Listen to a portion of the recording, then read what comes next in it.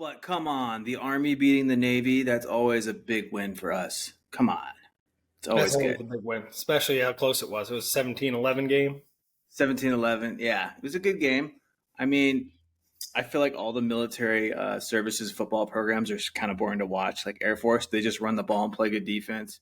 Kind of the same thing across the board. But hey, of course, we want to beat the Navy. Uh, Joined today is another Army veteran. Selwood, do you want to introduce yourself to everyone? My name's Jacob. I was with Gilly and Jones for a while. We went to Afghanistan together. I got out in 16. I was medically discharged. Went through a lot of programs through the VA and everything. Um, Now I'm working for Ford again. Um, while I do that, I actually started a nonprofit specifically for veterans, getting veterans out of the house, getting them involved into something that's stress free, something they don't have to worry about. It's 100% free of charge. We supply everything. We just want them to show up, not have to worry about life, have a good time. I saw your page for that. Is the main thing or the only thing you hunt ducks? For right now, yes, it's something that myself and another veteran of mine, a good friend of mine, Mike, that we decided to start actually the beginning of this year. We finally got our 501 paperwork over the summer. So this is kind of our intro into it. This is our first year. We're just trying to see where it takes us. If it evolves into more stuff than ducks, then absolutely, that's the way we'll roll with it. So wait, let's just repaint the picture a little bit. So you started a non-veteran to get veterans out into some open space and just hunting, like a hunting group, right? And it just helps veterans go out and hunt. Pretty much, yeah. We, like I said, it's free of charge for the veteran. There are a process that we're trying to refine in order to properly, I don't want to say vet, but make sure that people are familiar with it, because we're not just going to take some person that's never shot a shotgun, out in the marsh with us to go duck hunting. If you've never done it before and it's something you're interested in, we actually have connections locally that have given us donations for target clay, shotgun rounds. We even got 2 shotguns from the donations from the fundraising that we've got. So like we'll take them out, we'll do like a weapons familiarization course, stuff like that, to kind of get them into it. It's not like we're just throwing them in a blind and saying go wild. It's a structured course, kind of. Nice. So it's educational and it's a very it's kind of like a mental health thing, like helping people get outside. Well, and there's no better way to get camaraderie than freezing your balls off with a shotgun out in the water. With a bunch of other veterans too, yeah. Dude, it's a blast to sit out in the duck blind. I mean, you're freezing, you got a gun, you're sitting there with a bunch of heaters. Usually we had like s'mores or a beer or whatever it was. It's a good time. See, we're not that lucky yet. We're still in the beginning phases. We've right now we're small local stuff. We're working on a boat right now to get that set up, but like eventually it'll get out to something like that. Ooh, so you got maybe fishing in the future? Yeah, we were thinking about maybe doing stuff like that, crabbing, because South Jersey is known. We're right by Maryland. We're known for the blue claws and the soft shells in the local bays. So I mean, see, I knew that, but I did not know that duck hunting was big over there. I really didn't. Duck hunting's real big. A lot of the marshlands that's along the bay side. So if you look at Delaware and then you look at New Jersey, you got the Delaware Bay in between. I'm actually right along the bay there, and that's all rural. It's all rural New Jersey, so it's wildlife. So y'all probably got a bunch of geese you could hunt too. Geese, maybe some doves. Yep, all kinds. There's a couple of local farmers that clear their fields, and we're working on getting permission for the early season. We got permission from one for the early season to hunt a drainage pond for a dirt bike track. Oh, yeah, man. Yeah, Nice. so Cool. the early season, it's like a 15 person a day limit. No plugs, no limit on how many shots you can shoot and everything. So that's So just was fun. just curious, was it kind of like the isolation the past couple years that made you want to do this, or was it just you wanting to be around veterans out hunting, or Um, it's a combination of both, really. I joined the Combat Vets Motorcycle Association when I came back to New Jersey. Mhm. Um, I was just hunting by myself, so it was really weird. So I reached out to them. I was like, "Hey, who else would like to go hunting?" I'd be more than glad to take somebody. And one of the guys local to me, he was like, "I've never gone duck hunting before, but I'll go."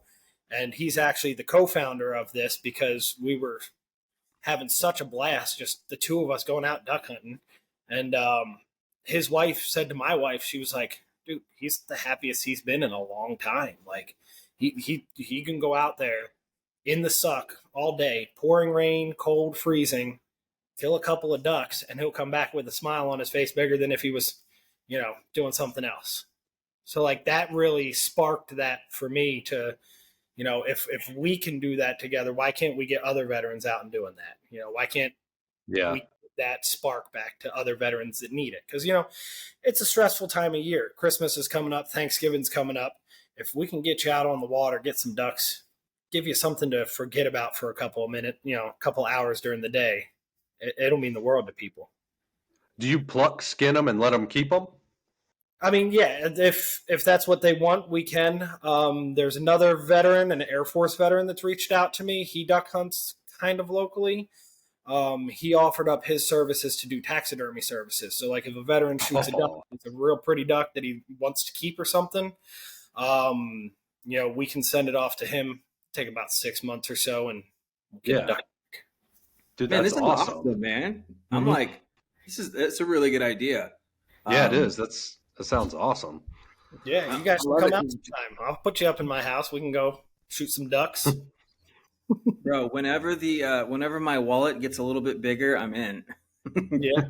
Well, like I said, you just got to pay to get here. Everything else is on me. Yeah, I'm gonna yeah. say I don't think it's that far from me. It shouldn't take me too long. Where are you at? Pittsburgh. Oh, heck no. That's a couple hours at most. That's I what I think thought. I thought it was 'cause right there. I lived out in Blairsville, Johnstown area. Oh, okay. I lived out there for about a year while I was going through schooling. But I think it was about 5.5 hours from there to my house now. And then earlier you said you were in a motorcycle club, and I saw that you were the sergeant at arms, hmm which I wasn't familiar with. So I did a little research, and you got a lot of pull. You're what, the president's bodyguard, and kind of Um, yeah, essentially, kind of like an enforcer. He makes the rules. I just make sure everybody follows them. Keep the peace. We're not like an actual MC or anything like that. We don't claim to be any, no territory. We don't have any of the stuff that they do. We're just veterans that like motorcycles. But we do have channels through the MCs. So, like, they're not, they don't bother us. They don't, we don't do what they do. They recognize us. They let us, do whatever we got to do. And, they don't give us a hard time. So, it's, it's a good time because, motorcycles are fun. I mean, that's yeah. And dude, that's two. You're like dipping your fingers in all the right areas. I mean, duck hunting, motorcycles, and it's all veterans. I think you're going about it the right way to kind of bring the communities together. hmm it's just tough because you got to get the word out and you got to get that word to the veterans. And sometimes finding the veterans that actually need the help the most is the hardest because they're not out there looking for it, and the people that are close to them aren't looking for it either. Yeah. So it's For those people looking and listening, what is the name of your duck hunting association? it's Waterfowl Warriors. Okay. Man, Yep. dude, Waterfowl Warriors. this is kind of exactly the type of stuff that we want on our podcast. Because Jones and I were kind of like, you know, we recognize the veteran community does have these struggles. So if we can just help connect people with all these different resources, that was part of our idea of like, you know, connecting everyone and just we got to stop the veteran suicides, all the mental health stuff, and your organization is definitely a step in the right direction. Like, this is awesome. I'm excited. Mm-hmm. Like, Yeah, this specifically is kind of what I was looking for in all the areas is getting a bunch of veterans together so they have that camaraderie, doing something that they're used to doing, shooting guns, getting Mm-hmm. out in the cold, the suck, drinking a cup of coffee. That's going to breed some really good veteran community, and I think it's going to help a lot where you're at. Yeah. Like I said, it's our first year. We've had a lot of interest and we've had a lot of support from the local community too. It's absolutely awesome, like how many people locally that have reached out to say, hey, what can we do to help? We love what you're doing. What can we do to help? Really, the only thing that I can ask for to help is we're not going to ask for money. Obviously, we need money to put it on, but we're going to make that happen one way or another. Spread the word. Let people spread the know that word. it's something that can, you know, that it is a channel, it is an option. Like I said, if you've never duck hunted before, doesn't matter. We'll treat you. And then you take more than donations of just money. I'm sure you'll take donations of gear, right? Equipment, any Uh-huh. type of thing like We that. had Yeah. we had a gentleman who won a couple of things from Ducks Unlimited, and he's never used them because he's had his own stuff. So we got like 24 decoys from him, brand new in the Oh box, yeah, donated to us for us to use for this. So stuff like that is awesome.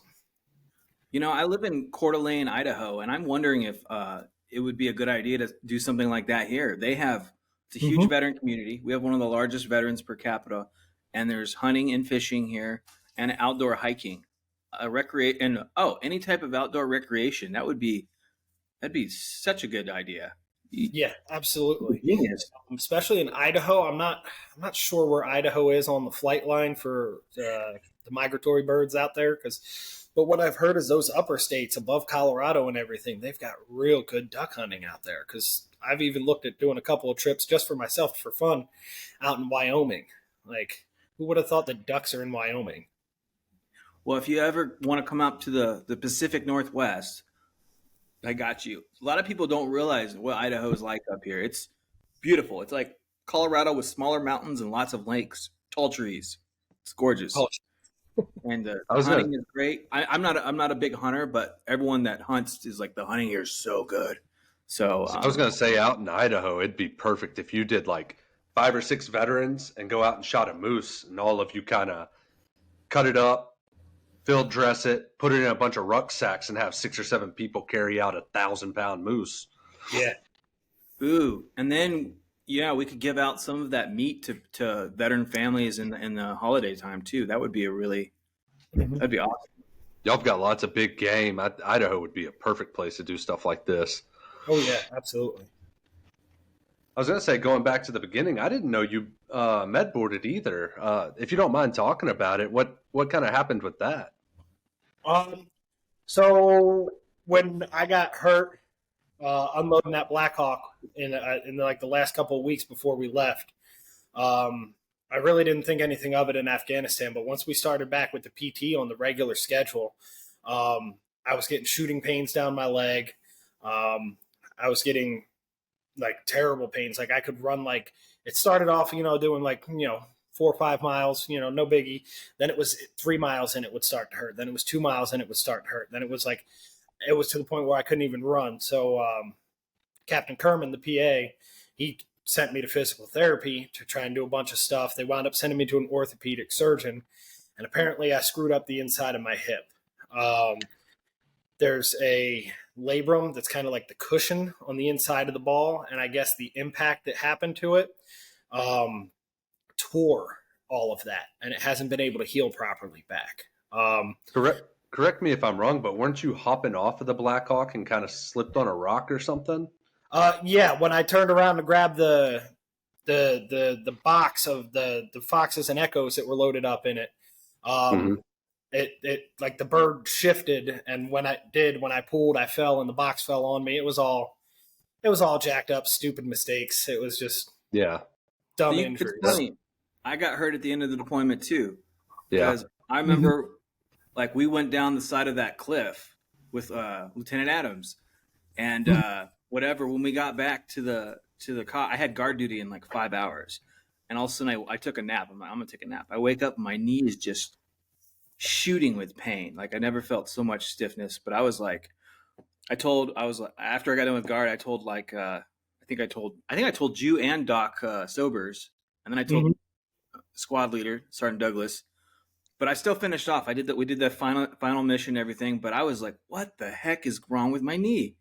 And that's just it's so annoying that it happened right at the final. Yours is the same way. The final bit. Yeah, It's just the last little bit of it. It's I've had stupid too. 3 total knee surgeries, man. 3 knee surgeries. I've Um, been I've been fighting the VA and COVID actually to get mine taken care of. Where I was at, where I was moving around so much, every new VA that I went to, they wanted to start from scratch. yeah. So like I would get established somewhere, get a couple months into, and then I'd move, and then it'd be a different region because technically where I was out when I got out was Blairsville. It fell under Altoona, which fell under Pittsburgh. Then I moved to Kentucky, which fell under Huntington, West Virginia, because I was in middle of nowhere, Kentucky. And I actually finally got to the point where I was getting ready to get surgery, and then COVID happened. And they were like, it's an elective surgery. It's not a life or death surgery, so we got to cancel it. Right. Jeez, But yeah. I moved from Kentucky to Jersey during COVID, and they made me start all over again. And I was like, Oh man. my gosh. So I'm actually right now, I went and got the last of my stuff. I'm waiting to hear a call from the orthopedic surgeon this week to finally get it taken care of. 9 Dude, years later. If we ever wanted to do a depressing episode, we could just talk VA horror stories. But I'll share one of my horror stories a little bit. I had kind of a similar thing. My shoulder has been bothering me for years, ever since the Army, and I can't like lift. I could if I could pop it on camera for everyone. Hold on, let me see if I can. Yeah, it's under pressure right now. I can't do it. But anyway, long story short, I finally got a special MRI done with dye in it, so they could see a high contrast MRI, right? And they were like, "Oh, your AC joint's messed up," and then COVID happened. And then I moved from Colorado to I'm in Coeur d'Alene now, and I cannot believe I'm so mad because I want to get like chiropractic stuff done, and they're like, "Hey, we'll get you scheduled. Sorry, super busy. I'll send you an email of your confirmation of your appointment." I never got a confirmation. All of a sudden, I get called, "Hey, you missed your VA appointment." I was like, "You guys never told me my VA appointment. How did I miss it?" They're like, "Yeah, it was today." I was like, "Well, can I come in now?" And they're like, "No." And I'm like, "When can I come in?" The lady's like, "You have to wait 2 to 3 months." And I'm like, "I know exactly what she's doing because I missed it. She's pushing me out."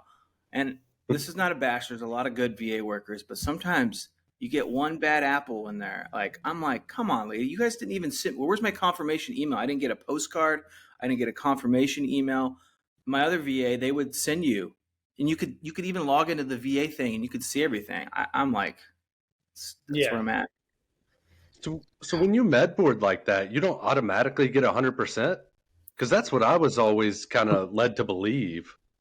So when I med boarded, I left with I think it was 50 Army, 90 VA.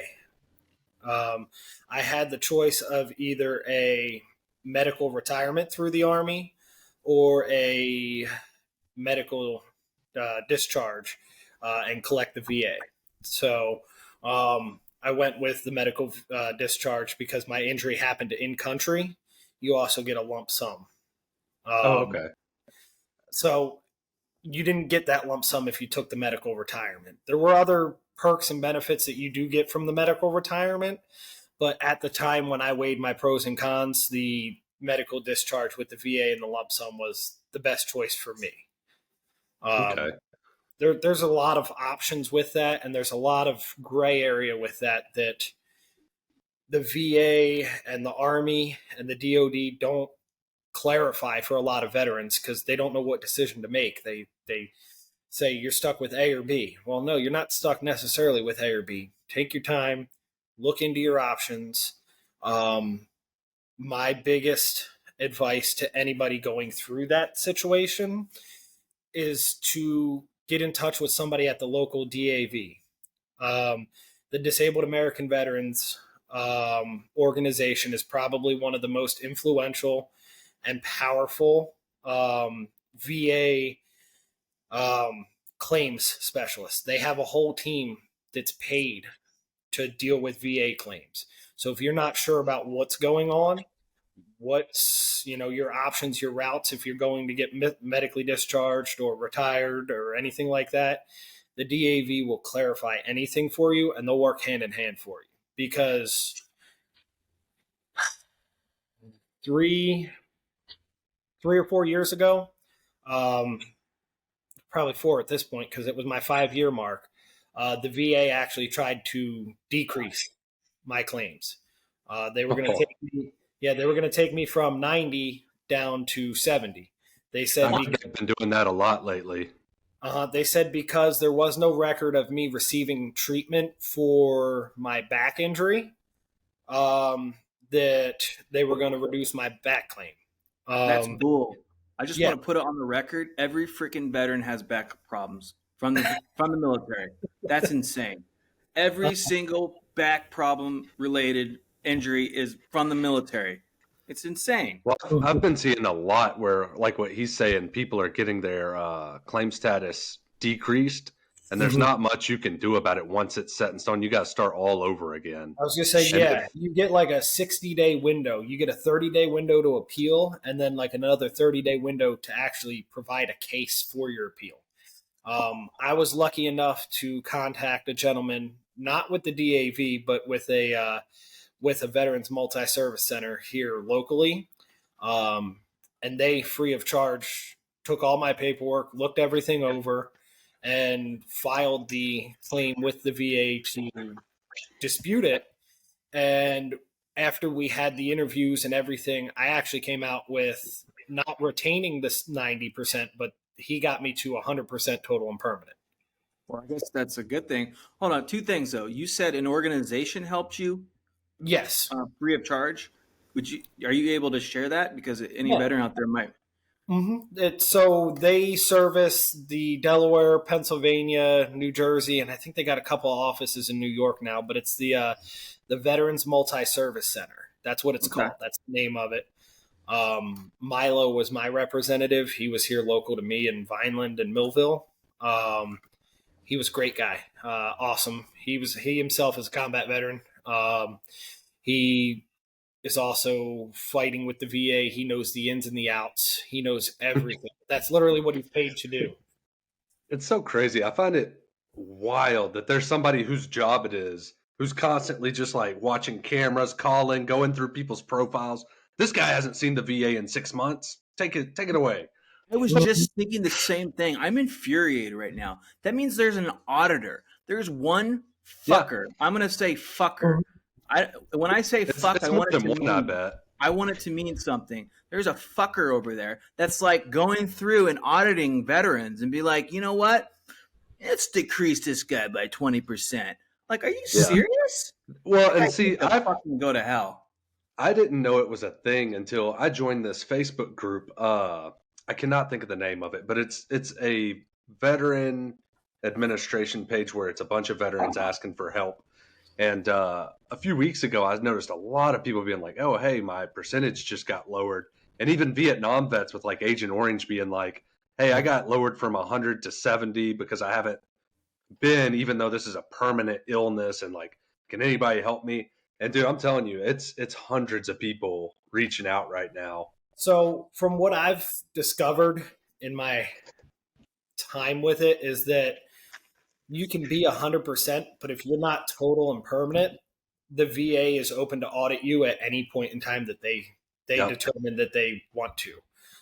Pretty much all a total and permanent is an agreement between you and the VA that this injury is not going to get any better.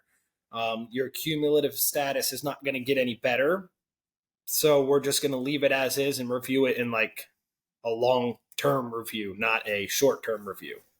And that's what they'll do. So like for those of you who have claimed like PTSD, say you go a few months without going to a therapist or having an incident, you may just notice, hey, your paycheck this month went down, and they'll just be like, oh, well, it seems like you don't need help this month, so we figured you're better now, and they just kind of take that away.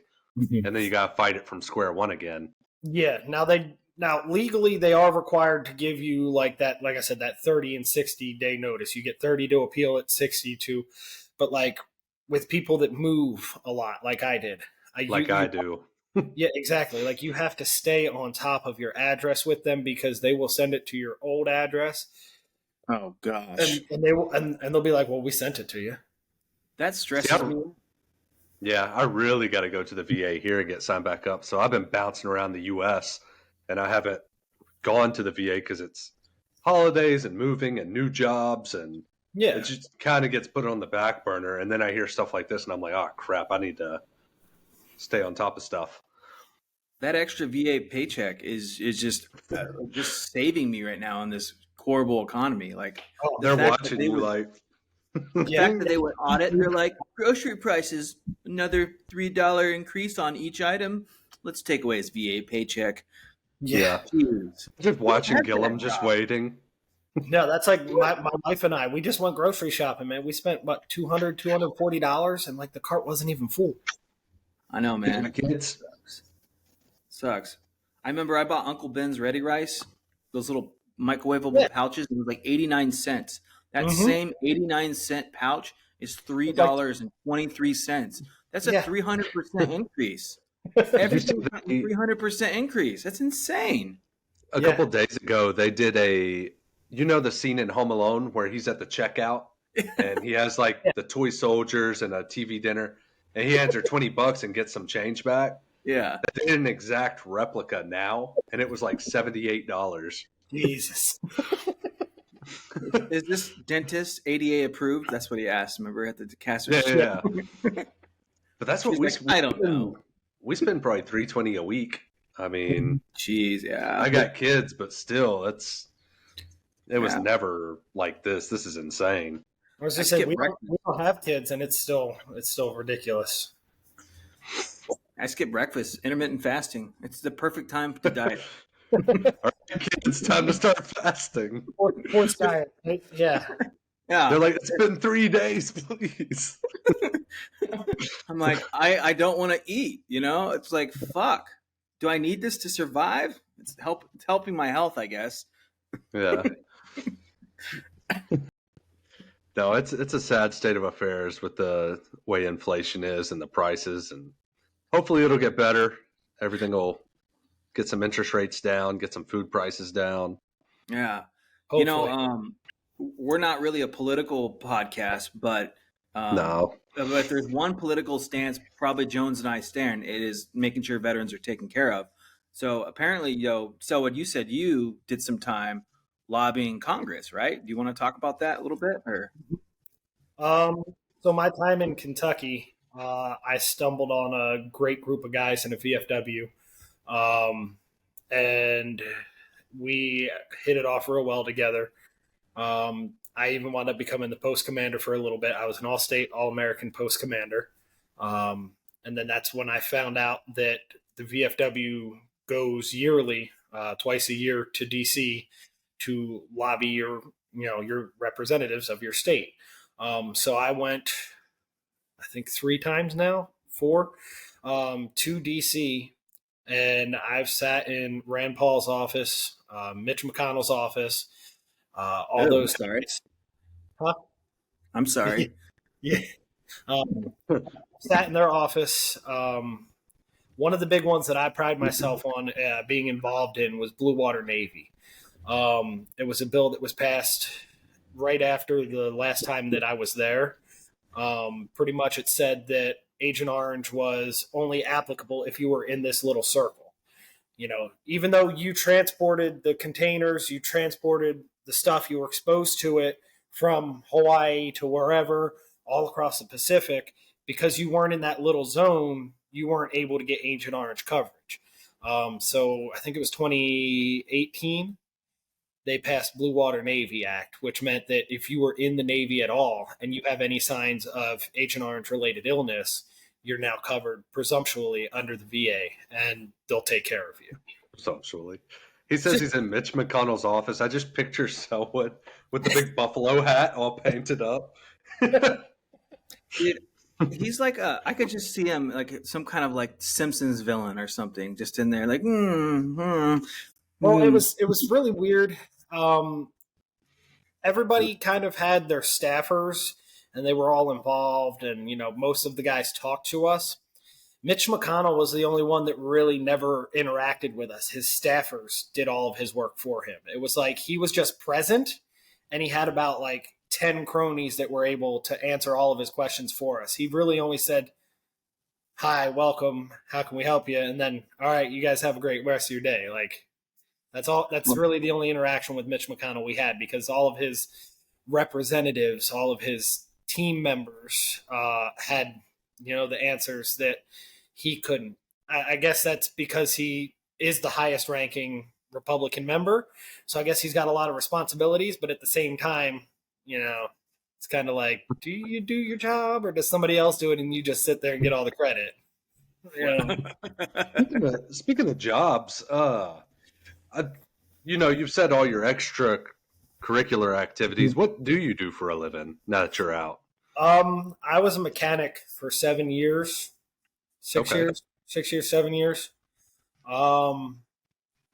And I've started developing issues where I can't, I can control my hands, but I can't feel how hard I squeeze. I can't tell you if I'm holding on to stuff.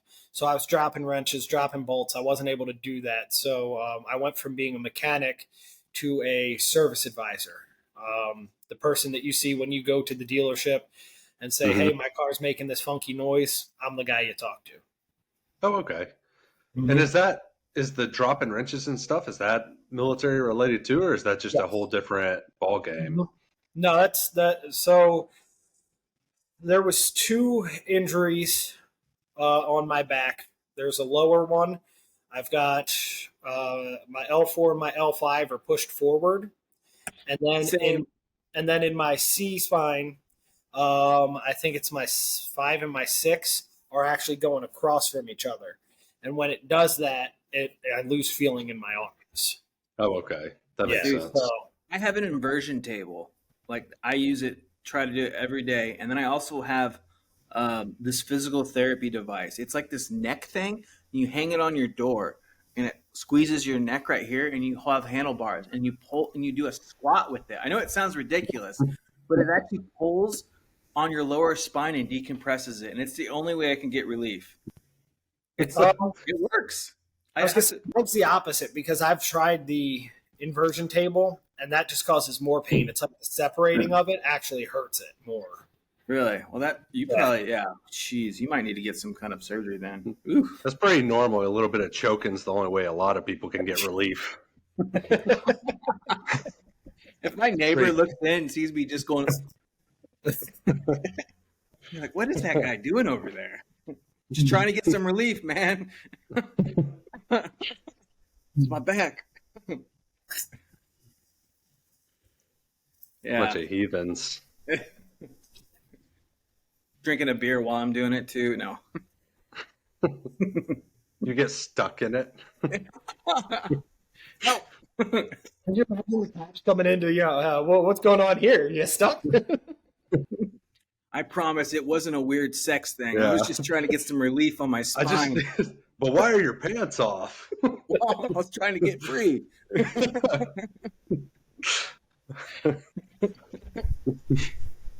Oh my gosh. Oh man. But yeah, the Agent Orange thing is funny too, because correct me if I'm wrong, isn't it generational? I thought it kind of stayed in your bloodline. I thought it could cause like mutations and chromosome disorders. It does.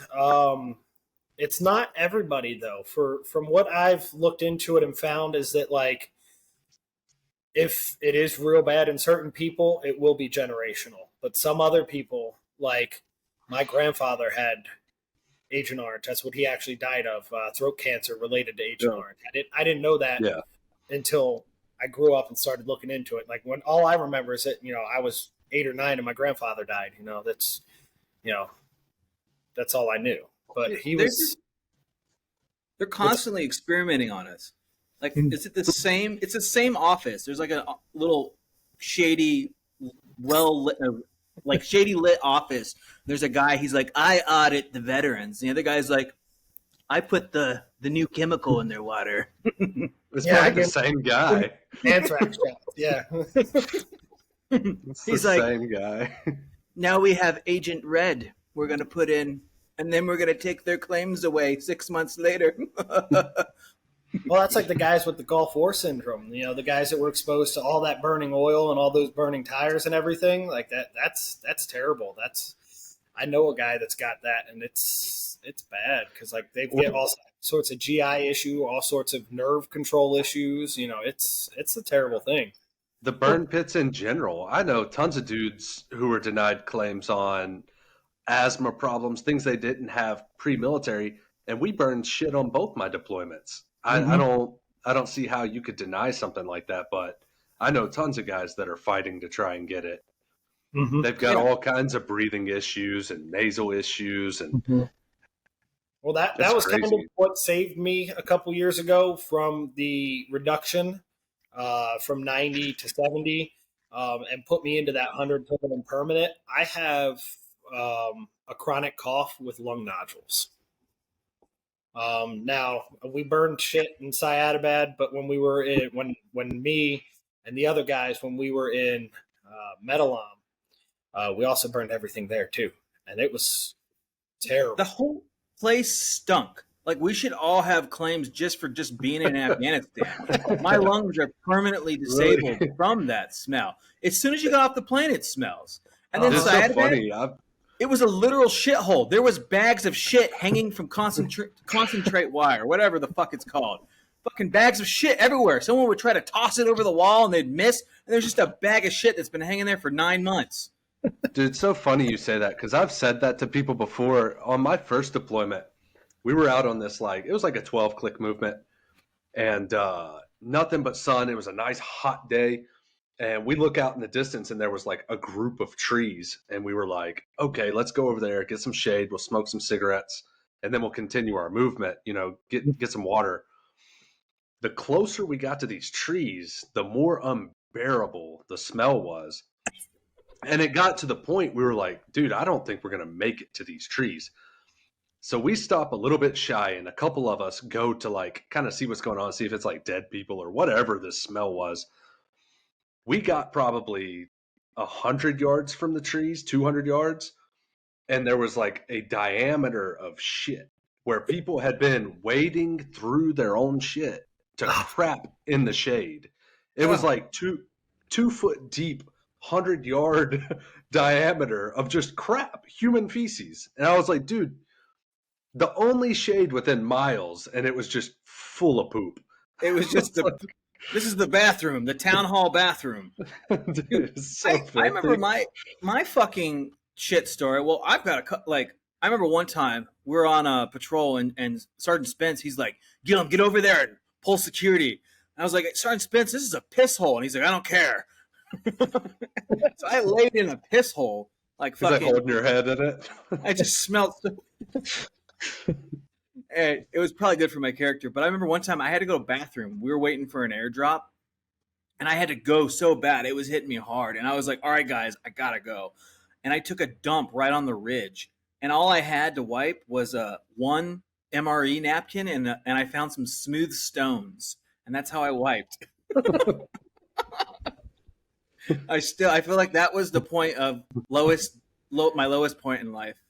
My lowest point in dignity. I was like, well, I got a smooth stone to wipe my ass. But no, it's just stuff like that where the whole country is like, at least the areas I was in were filthy. And then on top of that, you're on a little cop, you're burning your own crap, you're burning diesel, you're burning all this stuff. Trash, you're burning everything. And then you try and claim like what, a 10% claim because you're having breathing problems, and they fight you on it. That's what I was saying the other day. It seems like they act like you're taking something from them if you even hint at wanting something that's due to you. Mm-hmm. And I was told that Congress sets aside in their budget so every veteran can have their claim money. So when we don't get it, then they're like, oh, they didn't take their claims, and they move it somewhere else. I bet Congress gets it. Yeah, it's just everything easy. else. When we were in and we had like range days where they were like, yeah, we have a shitload of extra ammo. You got to burn it or we don't get it next year. It's the same thing with it's the same thing with the VA. They get allotted a X amount per year, and if they don't use it all, it gets taken from them and put towards something else. Like I used to love those days. Yeah, that was always the best news when I'd hear them say that. You get to go out there and just dual wield M4s for a while. Yeah, until you had to clean it all up afterwards, pick up the brass. Yeah. Yeah, we even had to pick up brass in Afghanistan. I was like, come on. That's how cheap we are. We got to recycle our brass. Fuck, I'm surprised they didn't have I'm surprised they didn't have our own like ammo shop where we just were in there just fucking loading backup bullets, loading our shells, reloading them. Was it not Syedabad that we let the Afghans keep and sell the brass? I think so. They would come up and help. Yeah, they would come up and be like, "Can we grab your brass?" And we're like, "Sure." And they would Dude, go. If I had 3 privates that could pick it up as fast as some of those Afghans, we would have never been late for trans. Dude, those dudes' lives were depending on it. Yeah, I know. They're like, "This is dinner for 2 weeks." Yeah, this is pure gold. He's gonna go melt it and make it like a weird trophy and sell it in his market. To be honest, they probably just stuffed it full of IEDs. We getting our own shrapnel. Probably. We probably gave our own destruction. We're like, here you go, buddy. He's like, thanks. Goes right down the road, digs a hole. He's like, fuck you, you idiots. Oh my god. That was huge on my first deployment of MREs. We'd give out MREs, and then they'd take the bags, fill them full of explosives, and go throw them on the side of the road. So somebody go to pick it up and get blasted. Jeez. Yeah. It was wild. It was wild. I know we weren't supposed to give candy to the kids, but they were just so cute. Like they'd be like, Mister, give me sweets. So I'd go up on guard and I'd grab like a bag of Snickers or Skittles, right? We'd always have Skittles or M&Ms. And I'd throw it down there. And I think I got someone injured because those kids would fight each other for the candy. They'd fight each other for the shit, dude. You'd watch them go for it. We had someone, not in my platoon, but in my company, get an Article 15 jawbreakers and a wrist rocket.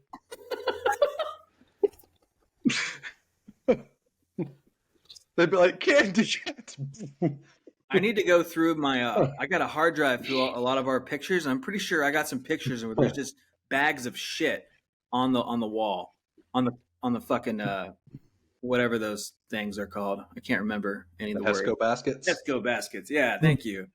Yeah, just bags of shit. Ugh. But back to the... Go ahead. Oh, I was like, if we're going to talk about disgusting things, I got one more disgusting story. So, on the...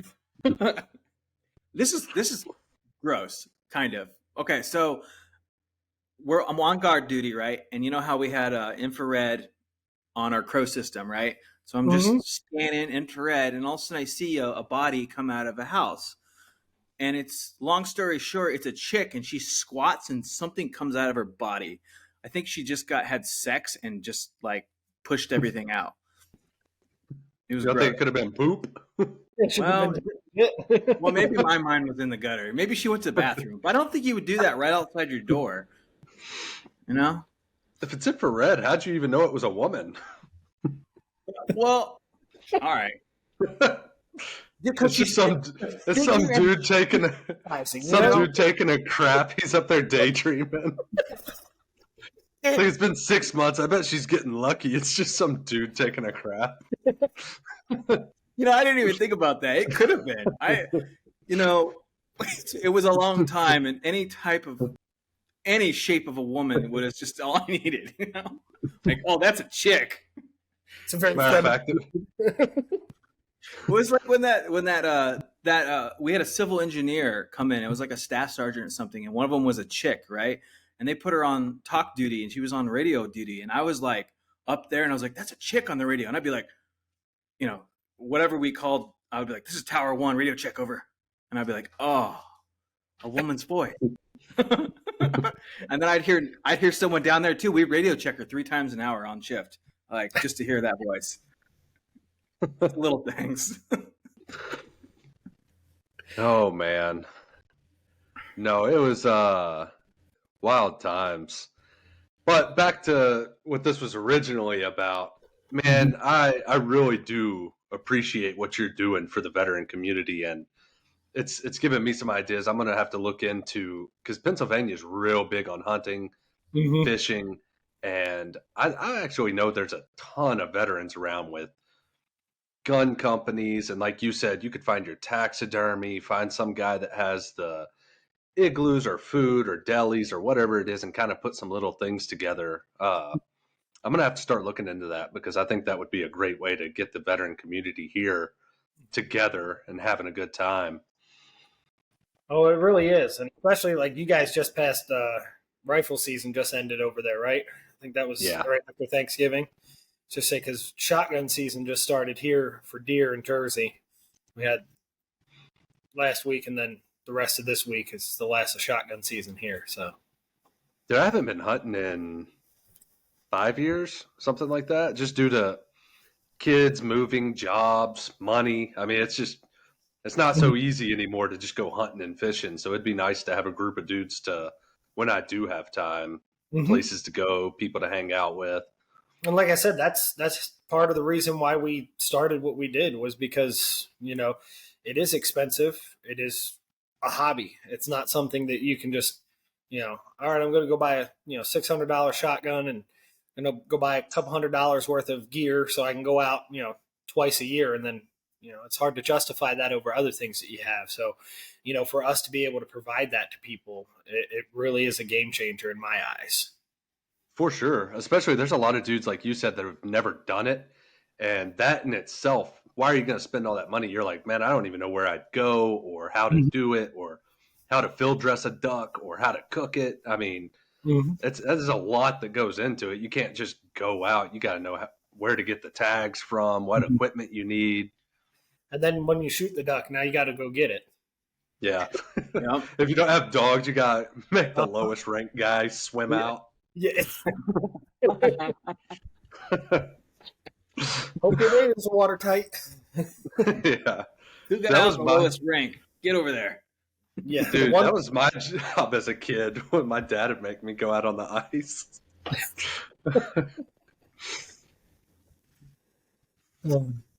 Yeah, well, it really is a blast. And like I said, you get that camaraderie back again, even with guys that you've never met before. You've all done the same, along the same line of stuff, different places, different names, but it's all the same shit. It's all the suck, and you guys were in it.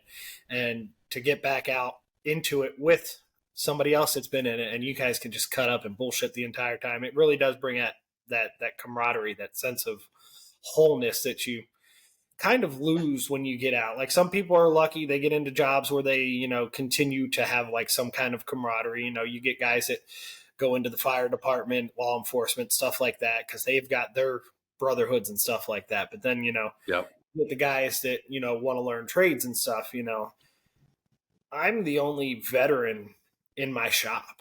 Like I've got 18 technicians, I've got a couple of other writers and a bunch of salesmen, and I'm the only veteran in the dealership. So it's, different. Yeah. That's the thing, is like you said, finding your group, whether it's hunting, motorcycle groups, jiu-jitsu. Matter of fact, if you like to paint or do pottery, just find a group of dudes that like to do the same thing as you. Get out of your house, get out of the bottle, go hang out, do something with a bunch of other veterans. It doesn't matter what y'all are doing. Day drinking.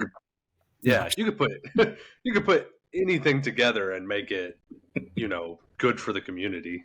Oh yeah, absolutely. Yeah, I mean, like you said, it's just it's one thing to go in country with a bunch of people that nothing bonds you more, but hunting is a bonding thing too. It's a very trust issue. You go in the backcountry together, and you have to trust someone. And I don't think there's someone I wouldn't. If it was a random person I want to do it with, I would want to do it with a veteran. So I think there's that level of safety. I think knowing that you're with a group like that, and I love it, man. Like I want to try to look into something like that, but maybe I like hiking a lot, so maybe a hiking group for veterans. I mean, it's like, You exercise. might could even start like a photography group, go on these huge hikes, and just all take photos of all the beautiful scenery throughout Idaho. Yeah, I'll tell you Instagram. what, we've got a couple of guys. I went to a poker run. The Combat Vets Motorcycle Association of Delaware had a poker run. Ooh, gambling. Ooh. We went over there, and there was a guy with a drone, and there was like 7 or 8 dudes that were like, "Dude, we take photography, this, that, and the other." And it's crazy that you mentioned photography, because like you don't have to do the grunt stuff that we did in the Army to find your purpose. Like you don't have to do something cool guy shit to do that. Like you find your own thing. That's your cool guy shit. You like painting. Hell yeah, paint up. If that's what you do and that's what you enjoy, do it. It doesn't matter what anybody else says. Yeah. If you're artistic and you're wanting veteran groups, call me up. We can get a tattoo session in. Free canvas. Exactly. I'm looking for something. 20 minutes from now, I'm going to be painting stick figures, drinking a bottle of Posting them. I can do trees and stick figures. These are great. Mm-hmm. He's going to post them for his mental health, and then people are just going to shit on him. You fucking suck. It's the worst painting ever. It's like, your stick figures are not even symmetrical. They're crooked. The legs are longer. What's going on here? I'm like, garbage. oh man. But yeah, one of the groups that kind of started giving me the idea is on Facebook. It's called the Fallen Outdoors. Fallen Outdoors. Yeah, they're a veteran nonprofit across the country, and what they do is they link, all the rest of the nonprofits in the areas together. They give it kind of like a free source sharing type deal where they can find stuff like that. Now a lot of the stuff that I've seen though are guys that are like full blown guide services that sell services as a job, and then they take 1 or 2 veterans on a hunt once a year. It's not like a fully dedicated thing, but they still offer that throughout the country. Like there's places in Texas and Georgia and stuff that I've seen where they do hog hunts. They do. That would be fun. Mm-hmm. They do fishing charters. Like guys charter the boats, and then they say, "Hey, open spot to 2 veterans" or whatever like that. So it's a really informative the website. It's a Facebook page. So like, can we get a nonprofit going where we just take veterans out to Hawaii and we go swordfish fishing? Absolutely. Is that a thing? A yacht thing? Can we get a nonprofit where people pay for my groceries every week? Here's the nonprofit. We just take veterans to Hawaii and we fish for swordfishes. And we just Bernard. Yeah. I'm sure you can make it. It's just you got to do the paperwork. That's all. Make it official. Make it taxable or not taxable at that point. Make it legal. That's Mr. Gillum. Your nonprofit has wrote off thousands of dollars in beer. We have to stock the yacht with the beer. Why do you need a yacht? We're thirsty. Yeah, we're thirsty. Sword fishing requires a lot of beer. They go hand in hand. Yeah. All right. So summarize though, a couple things though. So we got what did you say? I wrote it down. We have the Fallen Outdoors, right? Waterfowl Warriors. Waterfowl Warriors. And then also veterans be looking out for that letter coming in the mail. And then there are organizations that might help you fight the VA if they're trying to decrease your disability rating. Like I said, the biggest one for that nationally is going to be the DAV. They're going to be your most influential for that because, like I said, the Disabled American Veterans. And then the VFW does, depending on where you're at, The one that I was in Kentucky, we offered, services like similar to that where we would guide you on what to do. But the ones local to me aren't really involved in that type of stuff. So like you have to find the right VFW to help you out. But the DAVs, almost all of them have a great,